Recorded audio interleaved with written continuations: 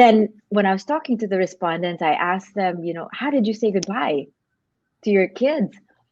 And the answer was they don't.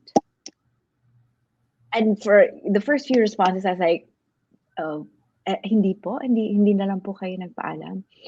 And I corroborated this with, NGO workers and CSO workers who said the same. They would have stories of mothers who would say that they were going to the market. They would just tell their children, "I'm going to the market." And then they would leave their baggage in a neighbor's house and they would go straight to the airport and they wouldn't say goodbye. And to this day, this was my first assignment. To this day, this like grabs at my heart. And I cannot imagine, the mother in me says, "How could you?" But also Mhm. understands exactly why. But also the child in me, or who's a child of a mother and who could have made those choices, it also feels like I'm screaming inside, "How could you?" But I know, I mean, talking to them and hearing most of their stories, I just know that sometimes it's easier to say goodbye when you know you will come back. And for many of these mothers, they don't know when they will be able to come back, or if they will.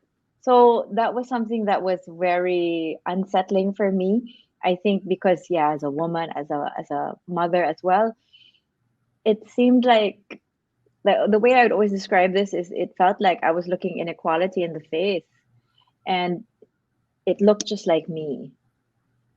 You know, as a Filipino journalist covering the Filipino diaspora, we're talking about stories of people who look like us, sound like us, and have the exact same dreams of uplifting their families from and giving their loved ones a better life.